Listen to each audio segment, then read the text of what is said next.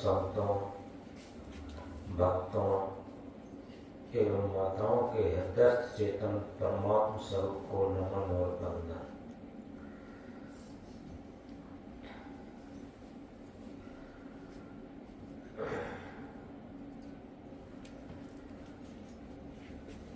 आज ध्यान का तीसरा दिन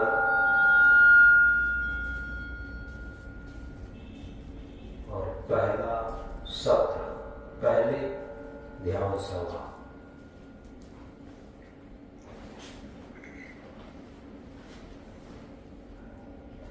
जो सुबह को प्रार्थना लगाई जाती है वो इसीलिए लगाई जाती है प्रार्थना के समय ही उपस्थित हो जाए,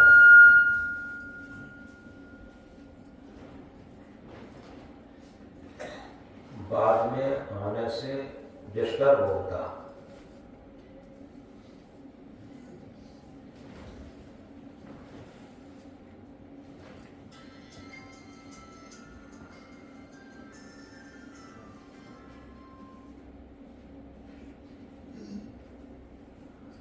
प्रार्थना का शाब्दिक अर्थ है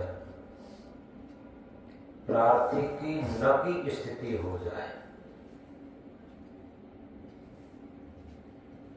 प्रार्थना कोई शब्दों का दोहराना नहीं है, अपना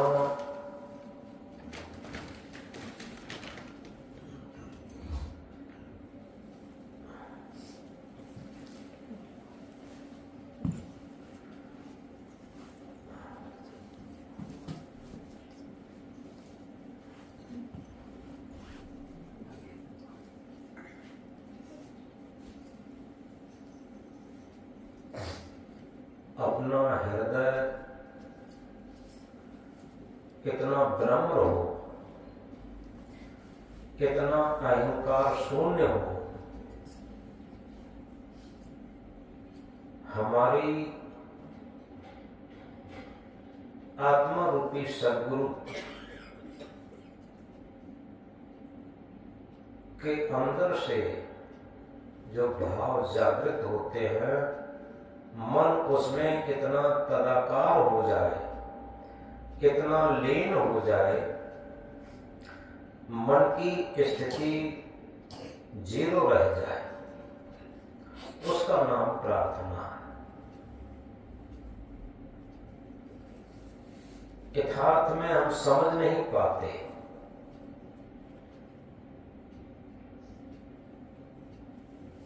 केवल शब्दों का उच्चारण ही हम ज्ञान मान लेते। एक शब्द का उच्चारण न हो तब भी प्रार्थना हो सकती। हमारे मन में हृदय के तराजू पर तुला हुआ व्यवहार हो और मन अहंकार शून्य हो, उस टाइम प्रार्थना स्वाभाविक होगी।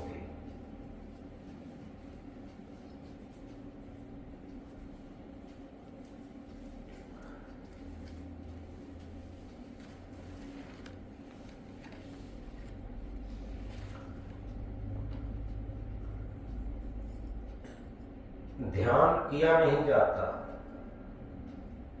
ध्यान एक स्थिति है, ध्यान अपने आप होता और अक्रिया में उतरता। जो ध्यान ये कहा जाता है, ध्यान कोई क्रिया नहीं है,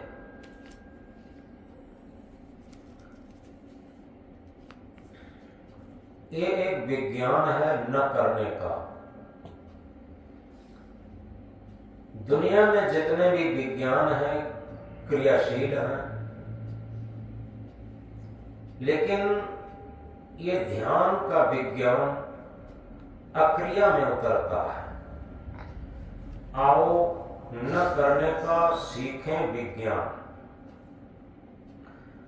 जहां अनुभूत वाटिका में अक्रिया के पुष्पों में स्वरूप स्थित शैया का पूर्ण विश्राम धाम में जागरूकता की अविचल शांति पाई जा सके। अनुभूति हमेशा अक्रिया में ही जागृत होती। सुषुप्ति में बेभान अवस्था रहती, जागृत में तन और मन दोनों काम करते, स्वप्न में तन सो जाता, केवल मन काम करता। सभी सपने देखते हैं, सुषुप्ति में तन मन दोनों सो जाते हैं, तभी बेभान अवस्था रहती। अनुभूति की जागृत प्रतिकूलता आने पर राग और प्रतिकूलता आने पर द्वेष और अनुकूलता आने पर राग पैदा करता। राग और द्वेष के बीच की भूमिका, उसे ही विराग कहा जाता। दूसरी भाषा में उसे वर्तमान कहा जाता। राग भविष्य में सुख भोग की कामना पर आधारित है तथा भूतकाल की घटी घटनाओं पर जहां वासना की पूर्ति न होने की संवेदनाओं की यादगारी ही द्वेष बन जाती है। अतः अनुभूत राग के बाद द्वेष से पहले जो सावधानी की जागरूकता है, जिसे विराग कहा जाता। विराग थोपने की चीज नहीं है, जो ऊपर से हम ड्रेस पहन करके बैराग थोप लेते, ये थोपा हुआ बैराग है। वर्तमान में उद्घाटित होने की स्थिति है। विराग वर्तमान की पूर्ण जागरूकता का नाम है। जिस प्रकार दूध और छाछ के बीच में नैनी होती है, उसी प्रकार राग और द्वेष के बीच में विराग होता है। नैनी को तपाने से शुद्ध घी निकलता है, उसी प्रकार विराग की तीव्र अग्नि तड़प से शुद्ध अनुभूति प्रकट होती है, जो शुद्ध वर्तमान है। वर्तमान अक्रिया में है, जहां सारी मानसिक क्रियाएं भी शांत हो जाती हैं। शून्य सदन अक्रिया का साम्राज्य, अंधकार में कोई शक्ति नहीं, प्रकाश सत्यवान है। जहां प्रकाश रहता, अंधकार रह नहीं सकता। इसी प्रकार ज्ञान प्रकाश के समक्ष अज्ञान टिक नहीं सकता। अंधकार प्रकाश का अवरोधक नहीं बन सकता। उसी प्रकार विवेक ज्ञान, जिसे आत्मज्ञान कहा है, जिसे सेल्फ नॉलेज कहा है, जहां पर पोथी के थोपे हुए ज्ञान की बात नहीं, ऐसा ज्ञान चेतना की स्वाभाविक जागरूकता से प्रस्फुटित ज्ञान के समक्ष अज्ञान टिक नहीं सकता। ज्ञान किन्हीं शब्दों के जोड़ को नहीं कहते। जहां निशब्दता विद्यमान हो, शब्द के पहले निशब्दता थी और शब्द के बाद भी रहेगी। संकल्प उठने से पहले भी संकल्प शून्यता थी और संकल्प के बाद भी रहेगी। क्रिया से पहले अक्रिया थी और क्रिया के बाद भी अक्रिया रहेगी। तो अक्रिया, संकल्प शून्यता, निशब्दता की स्थिति ही सहज समाधि है। संतो सहज समाधि भली। सहजता समाधि की स्वाभाविकता। इन तथ्यों को हम पहले समझें। ये ध्यान के पहले की भूमिका है। यथार्थ में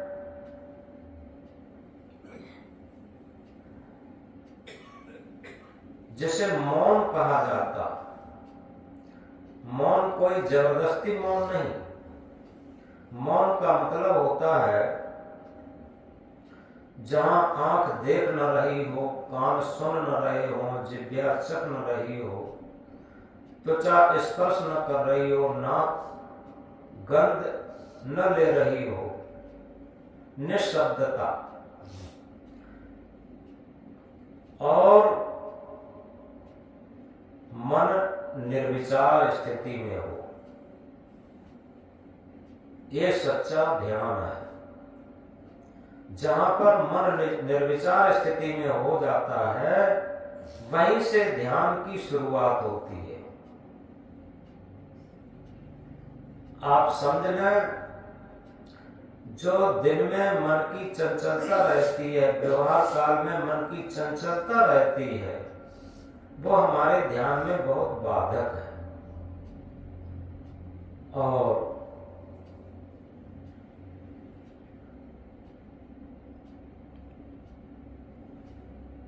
जीवन भर हम देखते रहे, लेकिन तब क्या हुआ? कौन सी उपलब्धि प्राप्त कर ली? जीवन भर सुनते रहे, जीवन भर चखते रहे, मना अनुकूल ये पंच विषय, इन्हीं में हमारी इंद्रियों की लंपटता रही और मन की लंपटता रही। अगर ज्ञान की ऊंची नीची बातें सीख ली, लेकिन इंद्रियां लंपट हैं, तो उसे लंपट ज्ञानी कहा जाता। और एक भी हम भजन गाना न जानते हो, एक भी प्रवचन करना न जानते हो, लेकिन हमारी इंद्रियां संयमित हैं, मन संयमित है, मन निर्मल और पवित्र है, तो हमारे अंदर से स्वयं ज्ञान प्रस्फुटित होने लगेगा। ये पोथी के थोपे हुए ज्ञान का अहंकार आत्मज्ञान का अवरोधक है, विवेक ज्ञान का अवरोधक है, सेल्फ नॉलेज का अवरोधक है। इसलिए पोथियों के रटे हुए ज्ञान का जो अहंकार करते हैं, उनमें कभी भी तीन काल में सेल्फ नॉलेज आत्मज्ञान प्रस्फुटित नहीं हो सकता।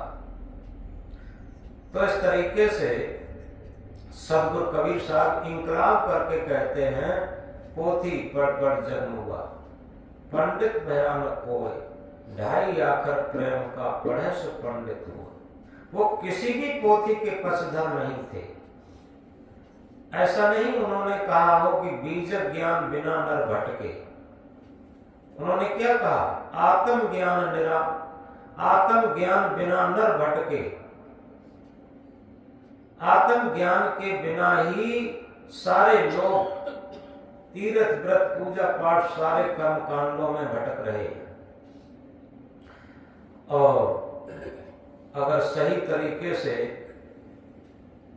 हम साधना में उतरना चाहते हैं, तो एक ही है, सुबह को जो प्रार्थना की जाती है, वंदना की जाती है, उसमें एक लाइन आती है, बड़ी महत्वपूर्ण है, निरंकारी जग से पारी, बोध रूपारी दुखदार। यानी निरंकारी साधक ही इस मन भवसागर से पार जा सकता, दूसरा कोई रास्ता है ही नहीं। हमारा कितना बड़ा पद है, कितने शिष्य हैं, विश्व मिलकर के हमें गुरु कह दे, लेकिन यथार्थ में अगर हमारा मन निरंकारी न हुआ और हमारे अंदर पंच विषयों की ललक बनी रही, तो हम किसी भी तरीके से इस मन भव सागर के पार नहीं जा सकते।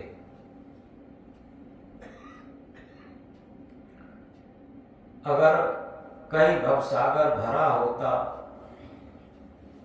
तो आज विज्ञान ने ऐसे ऐसे रॉकेट तैयार किए हैं जो चंद्रमा पर, मंगल पर पहुंच रहे हैं, तो क्या उस भवसागर को पार नहीं कर पाते?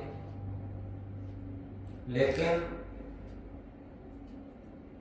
सदगुरु कबीर देव कहते हैं, मन सागर, मन शायर मनसा लहर, बूढ़े बहुत अचेत, कहें कबीर ते बाँचे हैं जाके हृदय विवेक। ये मन ही भव सागर है और इसकी इच्छाएं, वासनाएं, इसकी उत्ताल तरंगे हैं इस मन भव सागर की। इसमें बूढ़े बहुत अचेत, अहंकारी लोग सब डूब गए। कोई भी हो, इससे मतलब नहीं है कि हम ड्रेस पहन करके ऊंचे मंच पर बैठ गए हैं, महामंडलेश्वर, महागुरु, महामहंत हो गए हैं, ये कोई मानी नहीं रखता। मानी रखता है कि हमारे हृदय में, कहें कबीर ते बाँचे हैं जाके हृदय विवेक। जिह्वा पर विवेक नहीं बताया, जिह्वा पर तो विवेक सबके रट सकते हैं, एक बच्चे को रटाया जा सकता, लेकिन जिसके हृदय में विवेक प्रस्फुटित हो गया है, जिसके हृदय से विवेक जागृत हो गया है, वही इस मन भव सागर से पार जा सकते।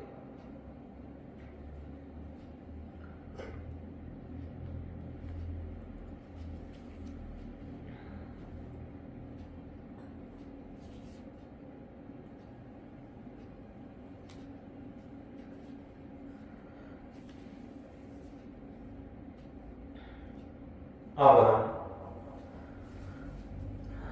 आज चौथे सूत्र में प्रवेश कर रहे हैं।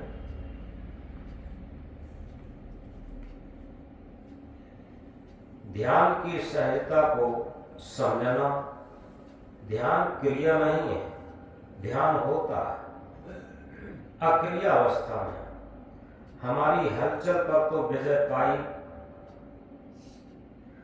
जितनी बाहरी हलचल थी उस पर तो विजय पाई। अब मन की खींच खत्म होती जा रही है। साधना के समय मन में कोई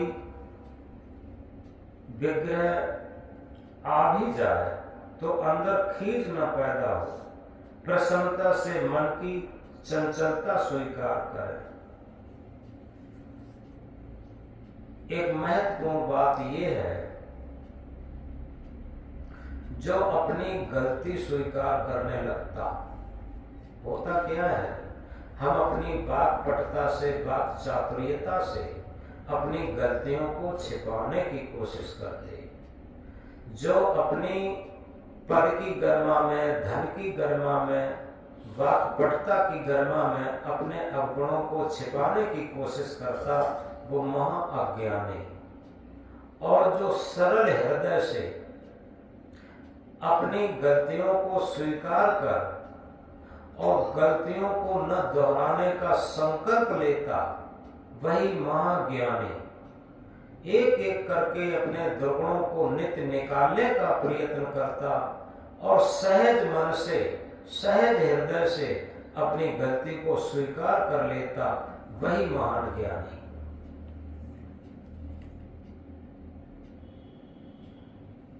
ऐसा करने से मन स्वयं अंतरतम होता हुआ अमन की स्थिति में आएगा। यही मन किसी दिन कुमन के रूप में था, फिर साधना ध्यान की परिपक्वता में सुमन होता हुआ दीर्घ काल के अभ्यास से आज मन अमन के भी रूप में अवस्थित देखा जाता। ये साधना की बहुत बड़ी सफलता है। आती जाती श्वास को देखने का अभ्यास एक जागरूकता पैदा करता है। अविद्या अज्ञान से ग्रसित श्वास राग द्वेष चिंता का कारण बनती है। अनुकूलता प्रतिकूलता के झंझावातों में अडिग पहाड़ सदृश चित्त साधना की परिपक्वता का प्रतीक होता है। ध्यान की सहजता स्वाभाविकता साक्षी भाव के जागृति पर आधारित है। कारण कार्य की अटूट व्यवस्था को साक्षी भाव से देखना, जिस तरह चार महाभूत कारण रूप में है, सारी प्रकृति कार्य रूप में, भिन्न भिन्न स्वभाव वाले परमाणु प्रमुख होकर सामने आने में कारण भौतिक आहार जैसा हम देते हैं वैसे ही परमाणु जनित संस्कार बनते हैं। अंतर्मुख साधक सूक्ष्म संवेदनाओं को भी देखने में सक्षम होता। स्थूल संवेदनाओं का स्थूल कारण, जैसे जिस दिन हमने मिर्च मसाला अधिक खा लिया तो जलन महसूस होगी, जो अग्नि तत्व की प्रधानता है। वासी या अधिक भोजन से भारीपन महसूस होगा, जो पृथ्वी तत्व की प्रधानता है। स्वल्प सुपाच्य भोजन से शरीर हल्का रहता, जो साधना के योग्य होता। वैसे आहार तो हम 10 इंद्रियों, चतुष्टय अंतःकरण एवं शरीर के हर अवयव से लेते हैं, जो बाहर के वातावरण के परमाणुओं पर आधारित होंगे। अनुभूतियों के स्तर पर इस सारे खेल को देखना है। क्रोध जागा तो अगला क्षण क्रोध का ही होगा, कामना जागी तो अगले क्षण कामना का ही साम्राज्य होगा। अगर मन द्वारा उन्हीं परमाणु को ग्रहण कर लिया तो कामना बढ़ती रहेगी। यदि विकारी संकल्पों में निर्विकारी श्वासों का स्पंदन चालू हो गया तो नया संस्कार नहीं बनेगा। संकल्पों के आधार पर मनोधारा आगे बढ़ती जाती है। इसे हर क्षण आहार चाहिए बढ़ने के लिए। यदि आहार देना बंद कर दें तो नया संस्कार बनेगा नहीं और विपरीत धारा होने से पुराने उखड़ने लगेंगे। पुराने संस्कारों के अनुसार मना अनुकूल संवेदना राग का कारण बनती है और मन चाही के प्रतिकूल संवेदना द्वेष बनाती है। इस प्रकार राग द्वेष प्रभावित मन में नए संस्कार बनते जाते हैं। जैसे हमारा मन शुरू से जिन जिन विषयों में आसक्त है और उन विषयों की अनुकूलता आती है तो उसमें राग पैदा होता, यानी वही विषय बार बार हमें मिलते हैं, वही देखना, वही सुनना, वही खाना, वही पीना, ये सब होता रहता है तो राग बनता। जो मन की आसक्ति में जो भी कार्य करते हैं उनमें राग बनता, और जब वही मन की आसक्ति पूर्ति नहीं होती, उसमें अवरोध होता है तो द्वेष बनता। ये राग द्वेष ही हमारे बंधन का कारण है, हमारे कुसंस्कारों के निर्माण का कारण है। जिस प्रकार वर्तमान का क्षण नवनिर्मित संस्कार से प्रभावित है या पुराने संस्कारों से आच्छादित है, उसी प्रकार की संवेदना होगी तथा वैसे ही संकल्प होंगे और वैसे ही राग द्वेष जनित क्रिया होगी। मन और शरीर का गहरा संबंध है। मन से क्रोध है तो शरीर जलता है, भय से पूरे शरीर में कंपन होता। शरीर और मन में जो संस्कार चाहे 10 इंद्रियों के भोजन के कारण हो या वातावरण के कारण हो, भोजन ऐसा नहीं कि हम मुख से ही लेते हैं, 10 इंद्रियों से भोजन लेते तो, और तभी तो कहा है 10 इंद्रिय पे मन रहे राजा, मन बस होए सिद्ध सब काजा। यथार्थ में ये मन 10 इंद्रियों का संचालक है, और अगर मन निर्मल हो गया, पवित्र हो गया, आध्यात्मिक भाव से परिपूर्ण रहता है तो निश्चित है 10 इंद्रियों के जो भोजन आहार, जो विकारी भोजन था, विकारी आहार था, वो सब खत्म हो जाता अपने आप।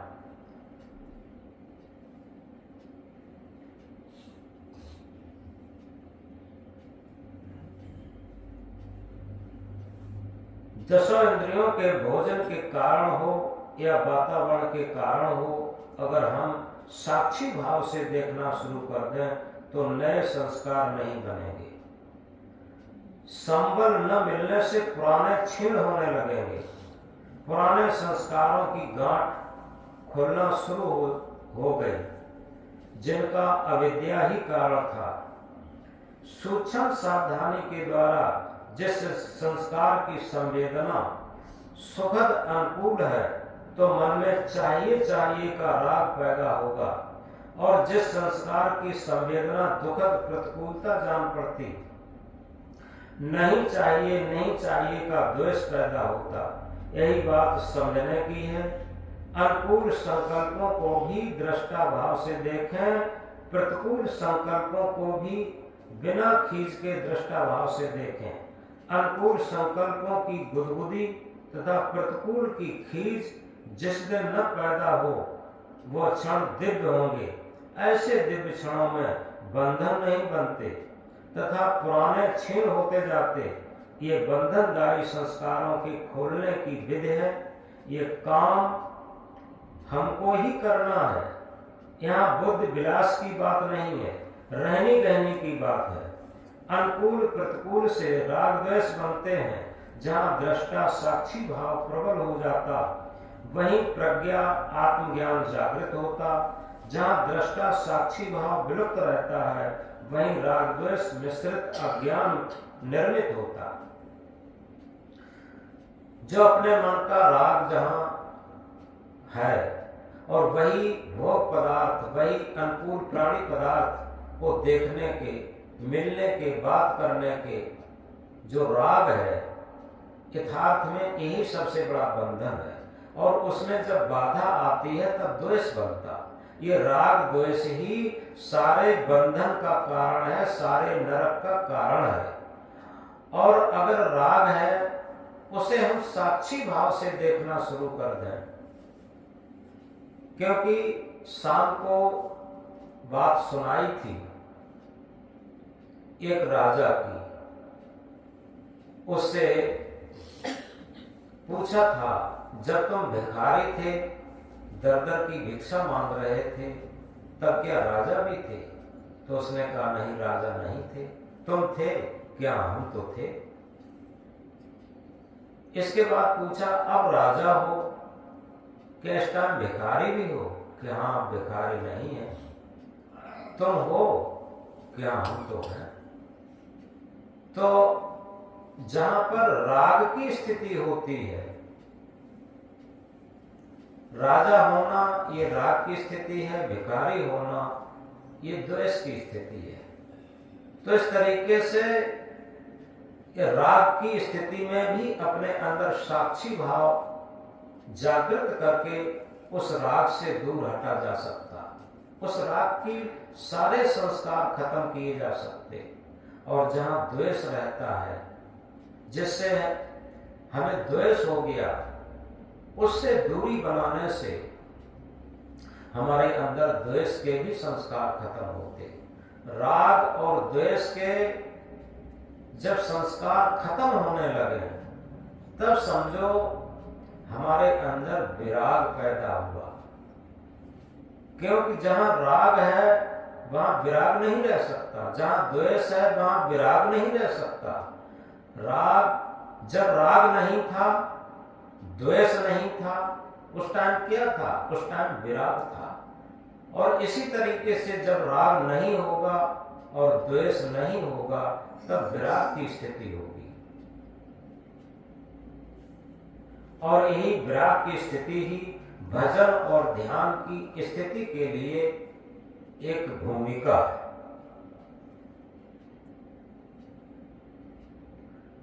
पुराने संस्कारों की गांठ खुलना शुरू हो गई, जिनका अविद्या ही कारण था। सूक्ष्म सावधानी के द्वारा जिस संस्कार की संवेदना सुखद अनुकूल है, तो मन में चाहिए का राग पैदा होगा। और जिस संस्कार की संवेदना दुखद प्रतिकूल जान पड़ती है, नहीं चाहिए का द्वेष पैदा होता। यही बात समझने की है।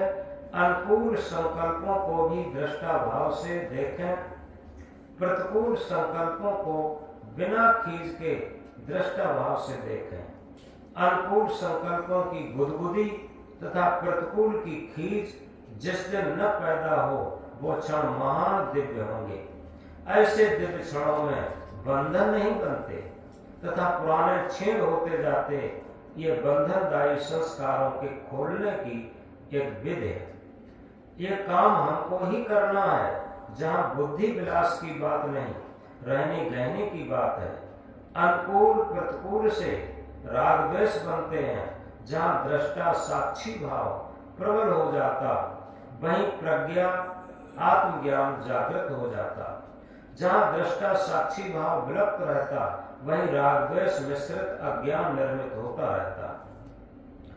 इस प्रकार विवेक ज्ञान के साक्षित्व में सारे कार्य पूजा बन जाते हैं तथा आत्मज्ञान की जागृति में मन निर्मल होकर तत्क्षण जीवन मुक्त हो जाते। राग द्वेष निर्माण की स्थिति संसार की बंधनदायी स्थिति है। इसके विपरीत साक्षी भाव दृष्टा भाव जागृत होते ही परम स्वतंत्र स्वावलंबी स्वाभाविक मुक्त अवस्था आ जाती। राग और द्वेष आलस मन में बेचैनी और संदेह पैदा करके दृष्टा भाव को ढीला कर देते हैं। आत्म जागृति दृष्टा भाव ही उस समता का जीवन बनाता है जहाँ कोई नए संस्कारों का निर्माण नहीं, पुराना भी निर्माण विरोधी दृष्टा अक्रिया का साम्राज्य बंधनदायी आरोपित दुख स्वभाव को पलटकर परम समता के स्वाभाविक विशुद्ध भाव को जागृत कर देता है। सूर्य योग के द्वारा समता आकर दृष्टा भाव जागृत होता है जो जीवन की परम सहजता है। वैराग्य वो नैराश्य के हों, जोश अणु अणु में भरे, आसक्त जग की त्यागने में प्राण निज कर पे धरे। नई रेख सुख अध्यास की अंतःकरण में ना रही, दुख दृष्टि जिनकी पुष्ट है लक्षण समाधि का ये चौथा सूत्र है। इसमें साक्षी भाव जागृत करना है। साक्षी कहते हैं जिसके साक्षित्व में हमारे संकल्प विकल्प उठते हैं। मन इतना तीव्र हो गया है, हमारा साक्षी भाव जागृत ही नहीं है। यथार्थ में जिसका मन बहुत बलवती रहता, अपने मन की पूर्ति करता, उसके अंदर साक्षी भाव प्रसुप्त अवस्था में रहता है।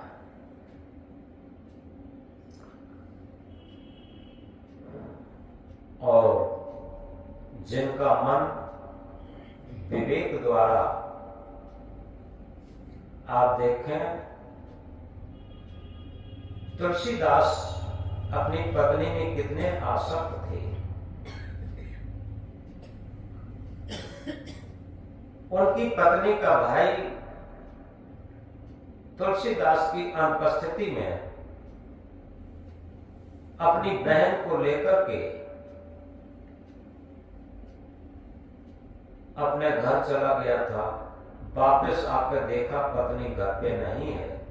पड़ोसियों से पूछा कि तो बताया कि हाँ, पड़ोसियों को बता गए थे। उनकी पत्नी ने भी बताया था कि वो आए तो बता देना, अपने भाई के साथ मायके चली गई। तुलसीदास रात में पीछे पीछे गए और वहां जहां तुलसीदास की ससुराल थी,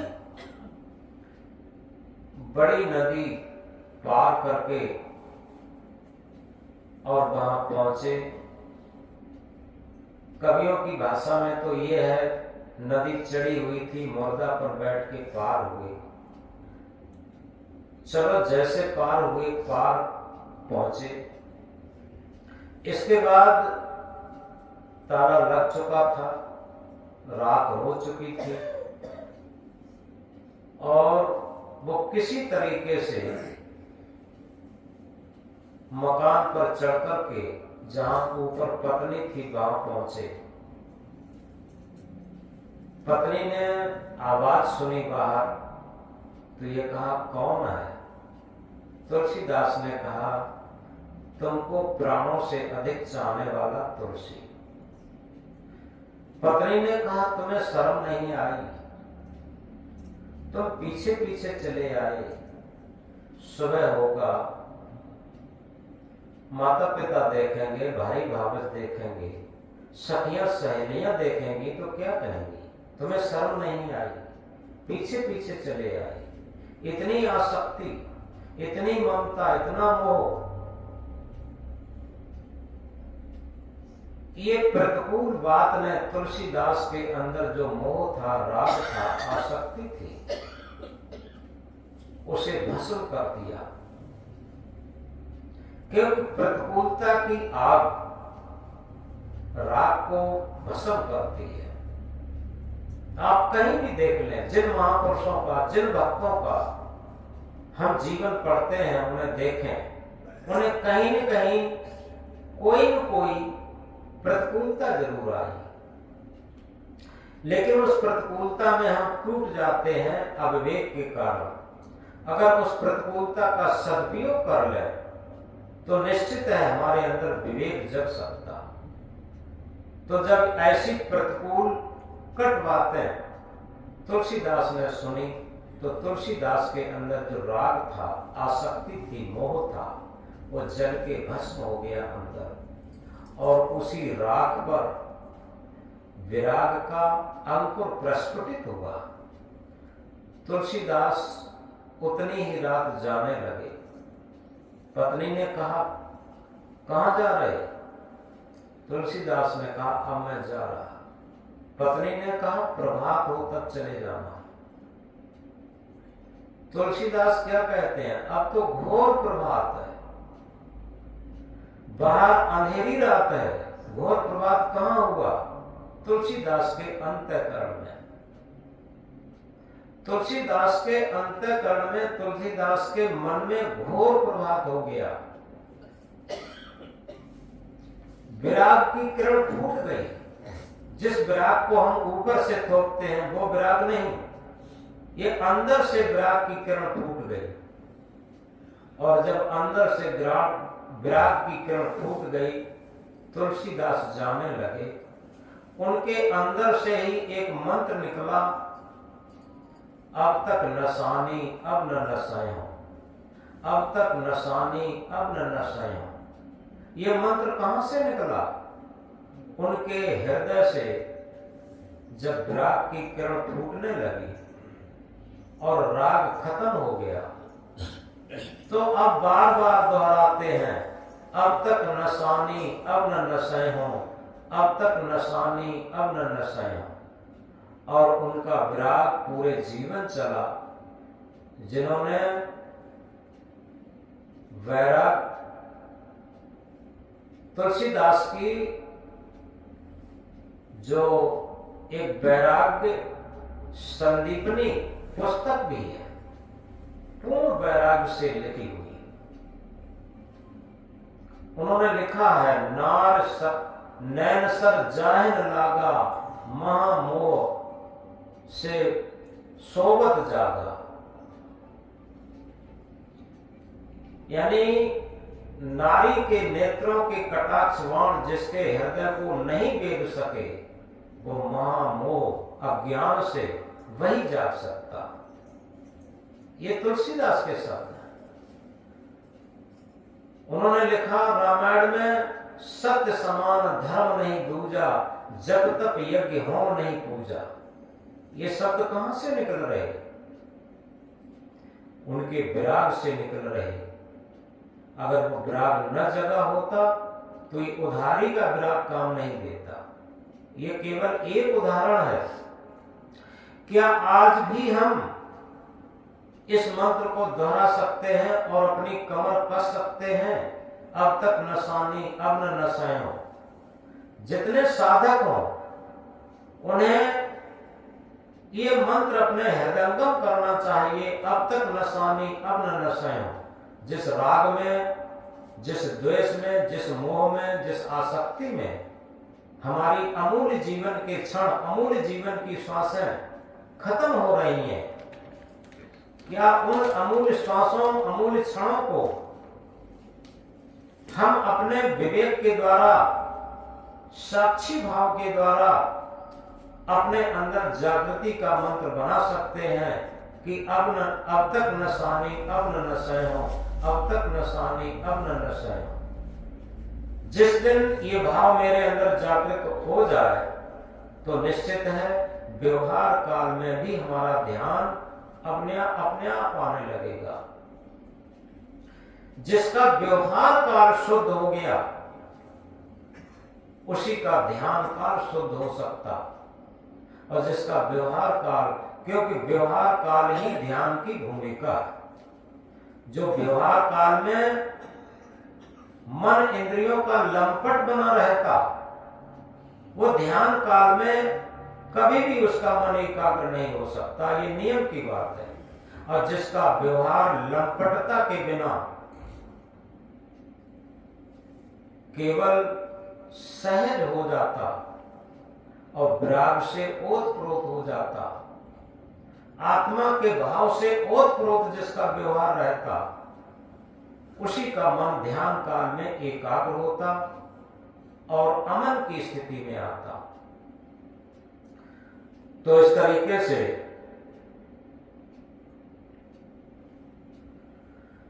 ये चौथा सूत्र आप लोगों के सामने 7 सूत्र है। ये चौथे सूत्र की शुरुआत की गई है, अभी 3 सूत्र और बाकी है, और जो सूत्र आएंगे वो और सूक्ष्म होते चले जाएंगे। पहले हमने बंद आंखों में जो कुछ भी दिखाई दिया उसे देखा, उसे दृष्टि योग कहते हैं, क्योंकि हमारी दृष्टि ही पूर्ण चंचलता का कारण है। जिसकी दृष्टि में राग समाया होता, क्योंकि दृष्टि का राग है रूप, उसे बार बार लोलुपता से देखने का मन करता है, आंखें चंचल रहती, तो ये निश्चित ही महाबंधन, महानरक है। और सबसे पहले साधना क्षेत्र में हमें अपनी दृष्टि को पवित्र बनाना है, हमें अपनी दृष्टि को अंतर्दृष्टि करना है। जब हमारी अंतर्दृष्टि हो जाएगी तो बाहर के दृश्य आकर्षित नहीं कर पाते, और जब तक हमारी दृष्टि लोलुप है, ये गारंटी की बात है, उसका एक भी विषय कंट्रोल में नहीं है, उसका मन पूर्ण तरीके से लोलुप है। तो इस प्रकार पहले हमने बंद आंखों में जो कुछ भी दिखाई दिया वो देखा, उसे दृष्टि योग कहते हैं। और दृष्टि योग से क्या होता है, हमारी दृष्टि जो बहिर्मुखी थी वो अंतर्दृष्टि होती है, अंतर्मुखी होती है। जब हमारी दृष्टि अंतर्मुख हो जाती है तो क्या होता है, अभी तक तो हम बाहर गलतियां देखते थे, अब अंतर्दृष्टि होने पर हमें हमारी गलतियां दिखाई देने लगी। हमें लगने लगा कि हमारी कितनी गलतियां हैं, ये दिखाई देने लगा। क्योंकि जब तक हमारी दृष्टि अंतर्मुख नहीं होगी, हमें हमारी गलतियां दिखाई नहीं देंगी और अहंकार का पर्दा चढ़ा रहेगा। निरंकारी व्यक्ति ही इस मन भवसागर से पार हो सकता, और जो अहंकारी है वो निश्चित है उतना ही लंपटी होगा। ये नियम की बात है। तो इस तरीके से पहला सूत्र था दृष्टि योग का, और इसके बाद अब चल रहे हैं सुर योग में। सुर कहते हैं हमारी श्वास। पहले हमने अपने मन को ठहराया था, बंद आंखों में जो कुछ भी दिखाई दे उसे देखें, तो उसके देखते देखते देखते देखते हमारी दृष्टि अंतर्दृष्टि हुई। अब सुर योग है, आती जाती श्वास को देखना है। हमारी श्वास आ रही है, श्वास जा रही है, और पूरी श्वास को जब देखते हैं, और किससे देखेंगे? आंखें तो बंद होगी, मन से देखते हैं। और पवित्र श्वास पर जब मन टिकता है तो मन भी पवित्र होता है। जितनी देर श्वास पर मन टिका रहेगा, मन पवित्र रहेगा, और एक संकल्प के बाद दूसरे संकल्प में अंतर आएगा।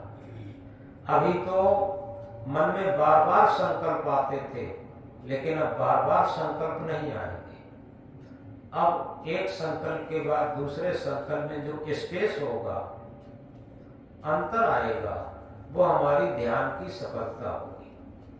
तो इसलिए अब हम अभ्यास में उतरेंगे